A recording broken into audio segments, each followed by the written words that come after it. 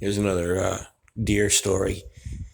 Back in the late 60, 61, 62 maybe, we were living on West Main Street, and my favorite uncle, Uncle Bud Barrett from Stockton Springs, lived up, what's the name of that street? Oh, I forget. I'll think of it. Anyway, Bud came into the house and he was pale white. Bud was tan. He was tan complected. And not much really flustered Uncle Bud. He was a Korean War medic, and he saw lots of combat, so you wouldn't think, much would bother him. But he was worried. He was really stressing out, and he says, Fred, you got to help me.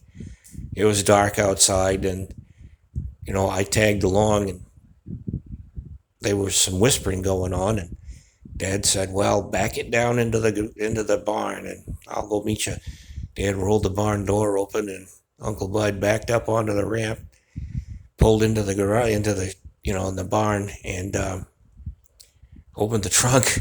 There was a deer in there. And I guess Uncle Bud had shot it so close to sundown that he was too afraid to strap it to the car and drive it home. So Dad said, don't worry about it. We'll just take it here. He hung it up. They hung it up, and Dad paunched it for him. And that was the first time I ever experienced the deer being gutted. Actually listening to the air pockets, and when they punctured the diaphragm, hearing that hiss. It was interesting. I mean, it wasn't like grossing me out or anything. It was certainly, a new experience for me. Didn't really even think about it. Oh, poor Bambi, or none of that stuff. It was just fascinating. But yeah, they gutted the deer out, and Uncle Bud went on his way, back to Aunt Marion.